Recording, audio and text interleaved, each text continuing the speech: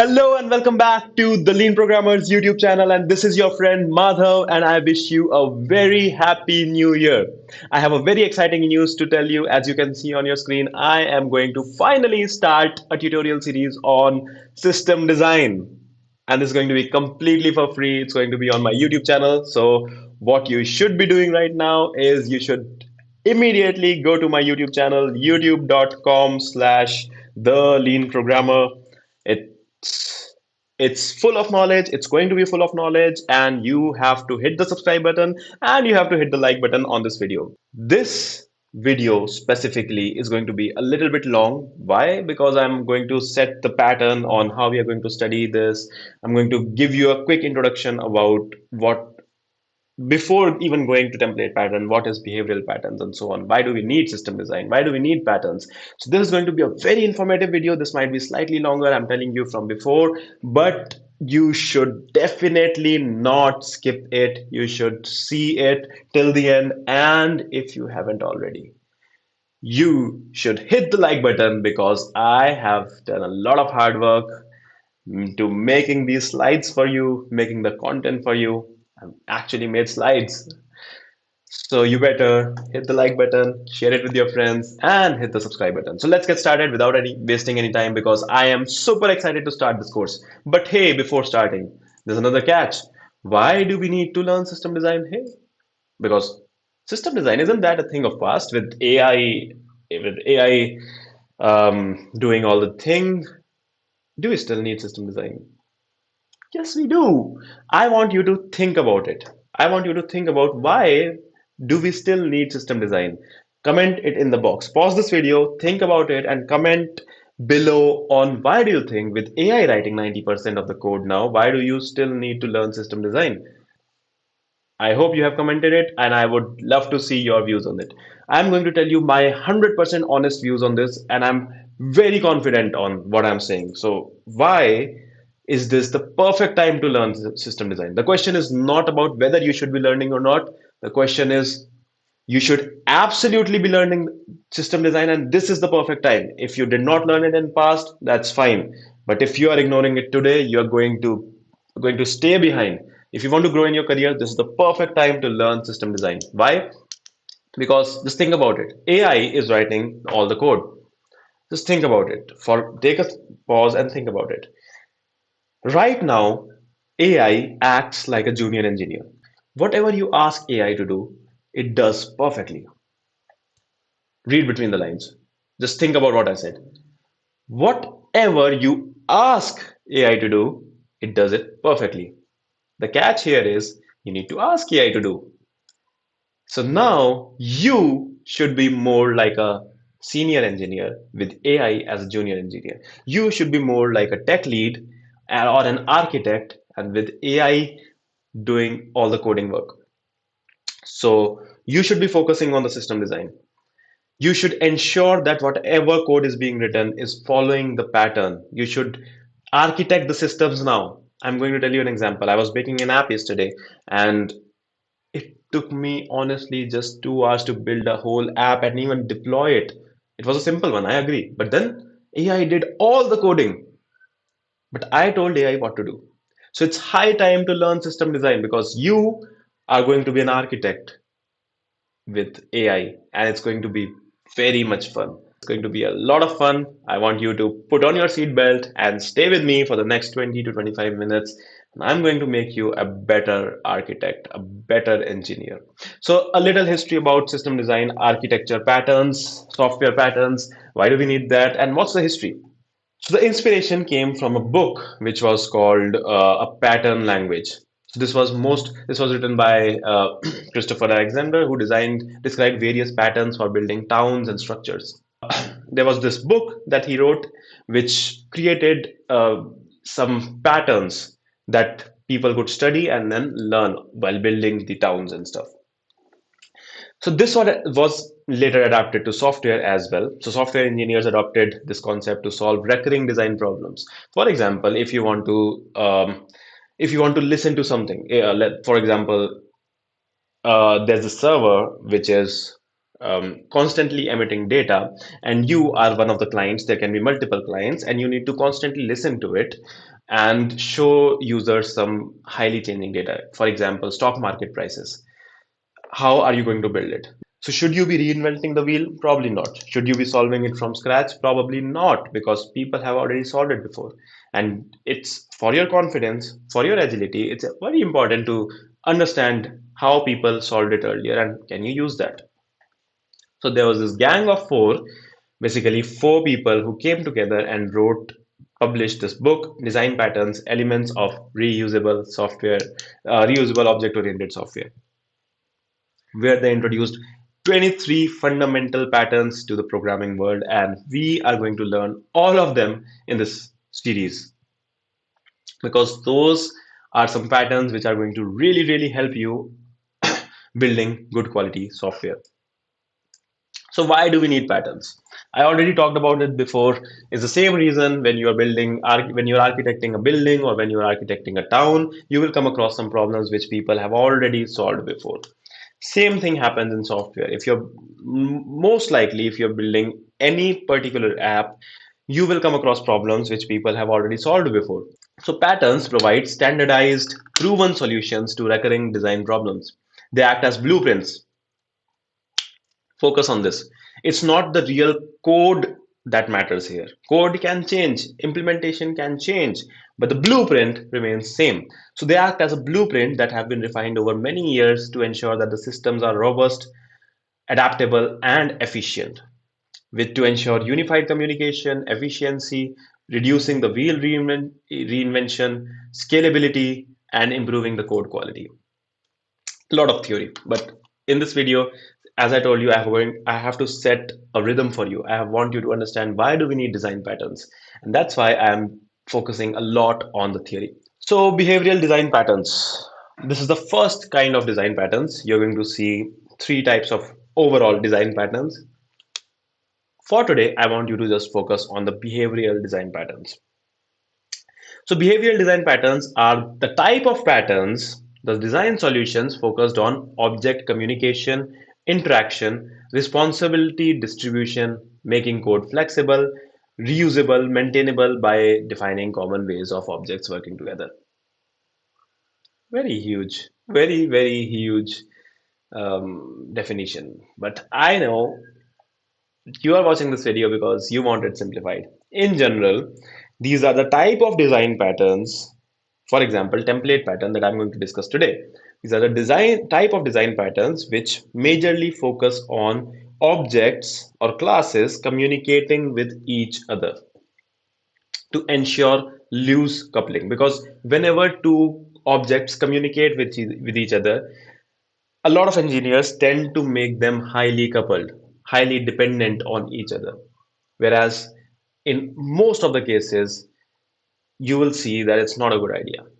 So common behavioral patterns are template pattern, command pattern, observer, chain of responsibility, memento, iterator, and so on. Today, we are going to discuss template pattern. It's one of my favorite because it's the most basic one. So once again, a quick question for you. Do you drink tea or do you drink coffee? Comment below. This is going to help you understand template pattern better. So pause this. I drink water. So pause this video and tell me, do you drink tea or do you drink coffee? Why am I saying all this? Because the process of making tea or the process of making coffee is very similar. How do you make any kind of hot beverage? Simple. Most of the cases, you first heat the water, okay? Then once the water is heated, you mix something in the water. It could be tea or it could be coffee. Then you pour it into the cup, then you add something extra on top. For example, for tea, it could be lemon, it could be sugar and milk. For coffee, it could be coffee powder is already there, it could be milk, and so on. So, do you notice something here? This is a common step, heating water. This is a common step, pouring into the cup. These are also very similar, but it's slightly different. So, if you and your friend are both um, if both of them have different taste, you like tea and your friend like coffee, and you're given a task to write the recipe of tea or coffee, and if you write different pages for tea and coffee, you are not doing it efficiently. You're not. So what's the solution? Using template pattern. Any place where you see some common steps happening, if you have to write down the entire recipe from scratch every time, or if you have to write the same pieces of code again and again in your software, you are probably at a situation where you should be using template pattern. So how do we use template pattern? It's very simple. Write down the big recipe once and let each drink or um, each I would say whatever that recipe is for, use decide the different parts, the smaller different parts. Okay, it looks easy to listen, but how do I implement it? Don't worry, I'm your friend Madhav and I'm here. So all the code that we are going to write is going to stay in this repository, Madhav, github.com/madhavvel slash system design course. I'm going to leave the link in the comments, sorry, in the description. I want you to go to the repo and hit the star button. Okay. How how are we going to write the code? First we are going to understand the code without the template pattern, and then we are going to write the template pattern to understand how does it simplify our life. Okay, so without template pattern, you'll probably be doing something like this. You're going to add a class tmaker. By the way, this whole series is going to be in Java, but you can implement it in any language you want. So if you have to implement the solution for writing recipes, let's take the same example. If you don't know template method, you're probably going to do something like this. You're first going to make a class tea maker, and you're going to write the recipe for maker separately. Then you're going to write a class coffee maker, and you're going to write its recipe separately. So how is it going to look like? Let's get started. So I'm going to create a class called bad code, because this is not a good code. Bad code, no, bad code dot Java. You can use any IDE you want. You can use any Exciter you want. It's very simple. I want you to open VS Code. I want you to create a new file in any folder you want called badcode.java. It would be good if you have a extension called language support for Java. This can help you. Okay. Perfect. So now you have created a file called badcode.java, and let's get started. We are going to implement two classes. One class is going to be a tea maker, one class is going to be a coffee maker. Tea maker is going to write its own recipe, coffee maker is going to write its own recipe. So let's get started. Let's create a class called tea maker without template. So how is it going to look like? We are going to create a new function called make tea. Okay, I'm going to use a lot of AI in this to autocomplete, but that's how it should be, right? So making tea is the recipe. Simple, make tea. What's the recipe? Boil water, steep the tea bag, pour in cup, add lemon. Cool, let's get started.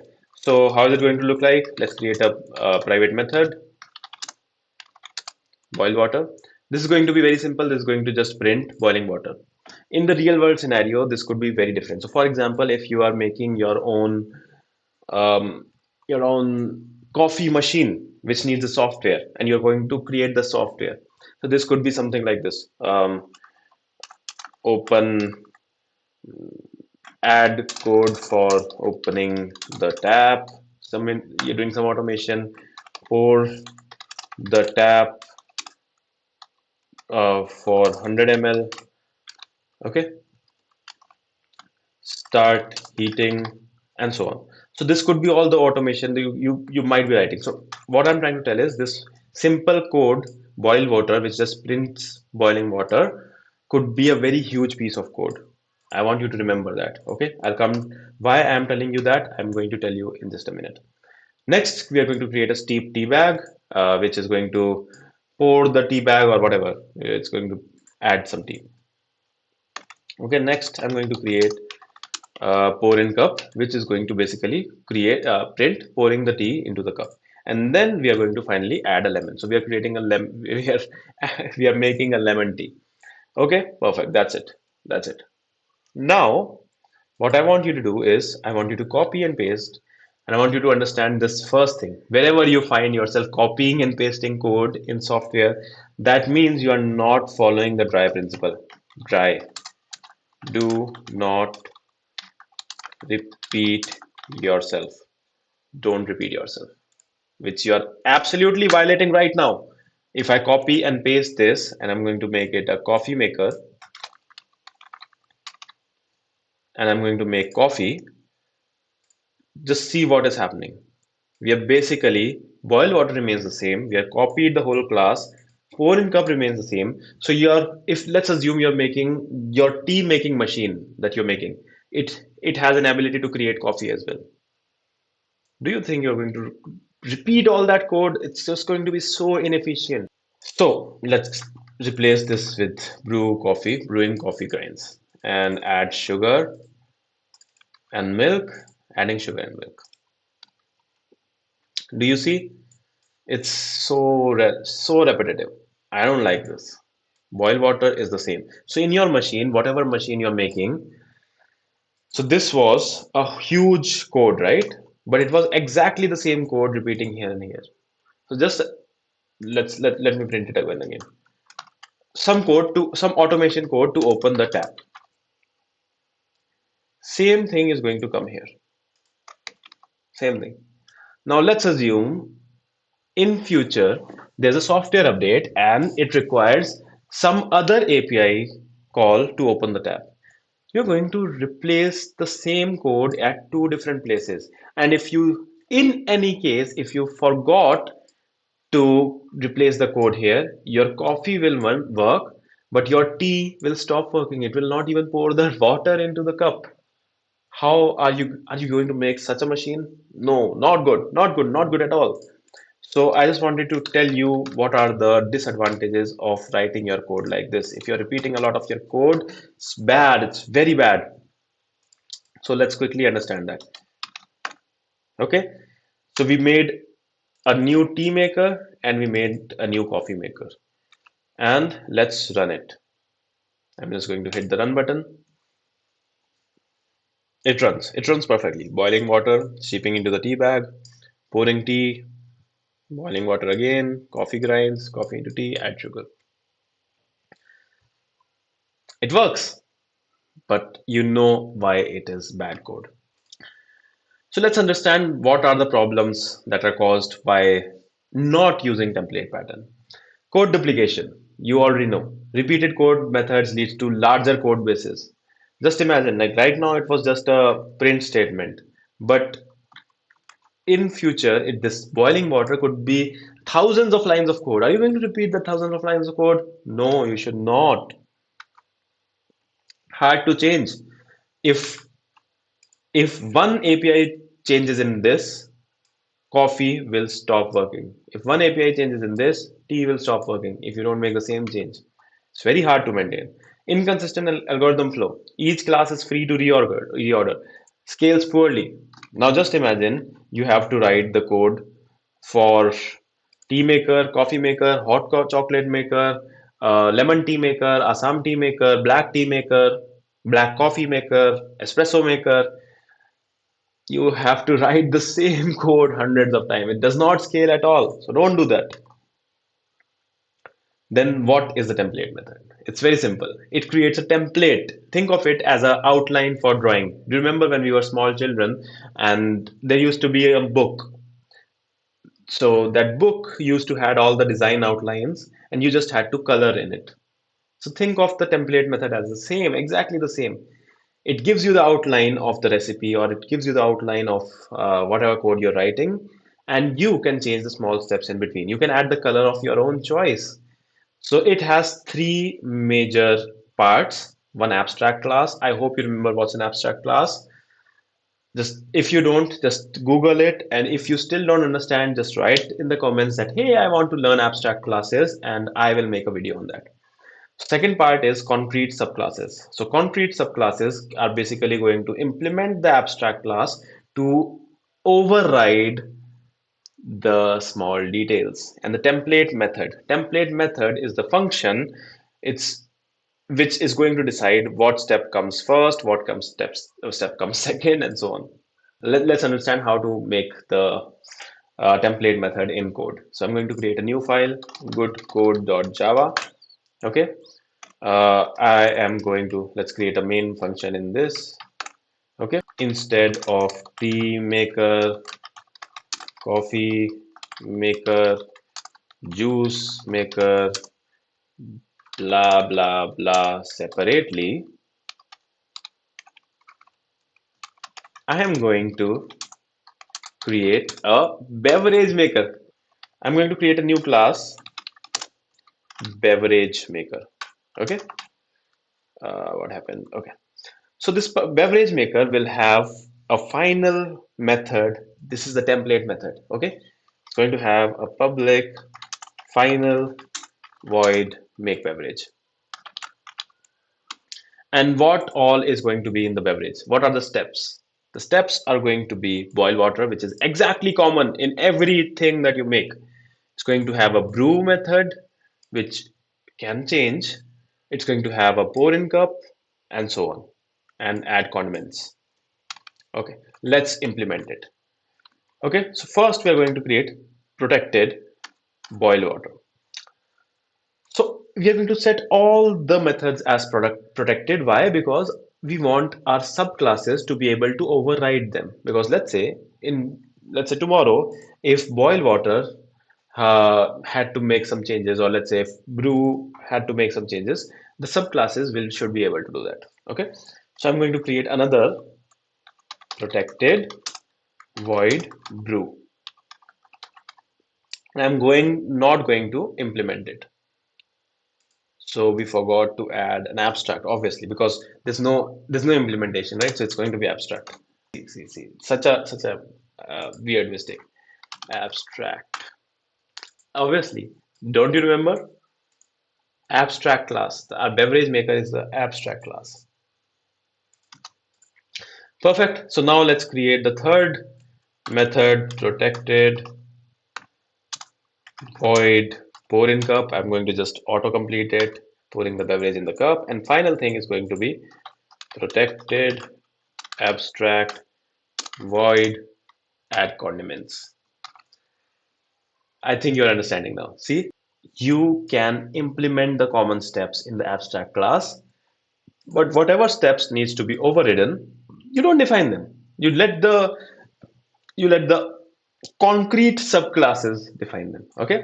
So second part is the concrete subclass. So the abstract class in itself is useless because if I directly call make beverage, it does not know what beverage does it make. So you are going to create a new class, tea maker, which extends, it extends, okay? It extends the beverage maker, and then you just override. You need the same step for boiling water. You need the same step for pouring in the cup. You need to override the brew and the add condiments. And since our beverage maker, our tea maker extends beverage maker, it is going to throw an error unless and until you implement the inherited abstract member, because it's a classic case of runtime polymorphism. So when you actually call the beverage make beverage, it will decide the brew and add condiments depending on the exact object that you call it from. Basically, it will take its implementation in the runtime from the tea maker or the coffee maker. So let's implement it. Let's add override. Okay, we're going to create a protected void brew, same thing, steeping the tea bag. And then we are going to implement the other function as well, add condiments. I hope you're following till here. I need you to copy and the paste this copy and the paste. No, copy and paste tea maker into coffee maker, maker, coffee maker, coffee major. Okay, dripping coffee through filter and add condiments, adding milk, sugar, and milk to the coffee. And here's your coffee that is ready. So you are done. I hope you understand. There's this abstract class. There's this abstract class which defines the common methods. The common methods are boiling water and pouring the beverage into the cup. Then there's the concrete subclasses, which helps define the different steps in each. The different steps for tea is steeping the tea bag and adding lemon. The different steps for beverage, coffee maker is dripping the coffee through filter and adding milk and sugar. That's it. And finally, you have a template method.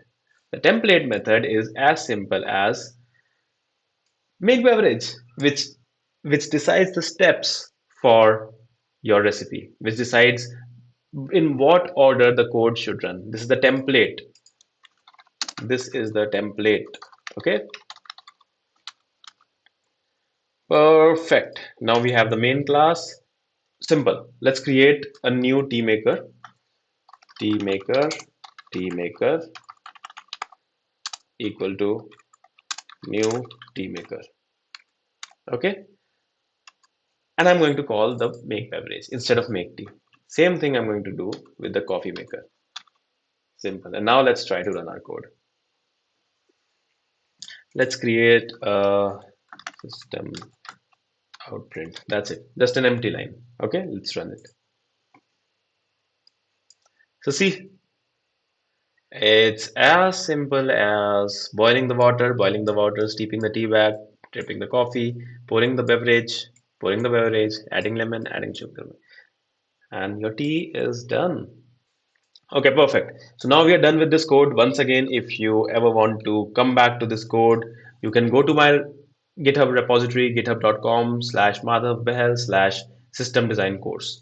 And by the way, you should also give this a star, and you should also follow me on GitHub for more such amazing pieces of code. So the conclusion is template method defines the skeleton of an algorithm in the base class, which is going to be the abstract class. The abstract class defines the algorithm. The template method decides the steps, and subclasses, the concrete subclasses, overrides the steps which are specific to those. Okay. So three major roles in the template pattern: abstract class, concrete subclass again. No, this is template method. No, whatever. Yeah, this is the template method. This is the concrete. Just a little bit of typo. I can do it too, man. It's okay. So abstract class holds template method, defines the reusable components. Okay, let me come back to it. Holds holds the template method, defines the reusable components. Okay, and also declares the ones which are still not defined. Template method implements the steps. Okay, what steps should be followed? Boil water, da da da. Concrete subclasses call basically concrete subclasses implements the beverage maker, not beverage maker. Implements the steps which are different. Perfect. So this is how our class diagram looks like. Abstract class, concrete class extends the abstract classes. Concrete class B extends the abstract classes. Abstract class will have a template method, which is again same thing repeating, which is going to define the steps. There can be common steps, and then there can be a abstract function which can be different for each class. In our case, make beverage was a template method, boil in water and pour in cup were the same methods which are reused, and then brew and add condiments were different for both coffee maker and tea maker. You should use template pattern when you find that you have multiple classes that follow the same algorithm but differ in a few steps. You want to enforce, you can also use it when you want to enforce a fixed order of steps in an algorithm. Perfect. So if you want to enforce a fixed order of steps, but still allow some parts to change, use template method. You notice some repeated code across subclasses, especially for setup, cleanup steps. You want to put some shared logic in one place and avoid copy paste. In all these cases, you should use template pattern. One thing could be different payment flows. For example, credit card, UPI, wallet. Each of them should first validate, deduct amount, send receipt. Send receipt and validate are common, but deducting amount can be different in different ways of payment. Different data processing pipelines, load data, transform, export, transform could be specific to the pipeline. Key benefits, now you already know all of this. Avoid code duplication, consistent behavior, centralized algorithm structure, easy to maintain, and it follows open close principle. What is open close principle? It's again a system design concept. I'll teach you in upcoming videos. Don't worry. So, before we end this video, comment, do you drink coffee or do you drink tea? And with this final message, I will see you in the next video. So till then, don't forget to hit the subscribe button and like this video.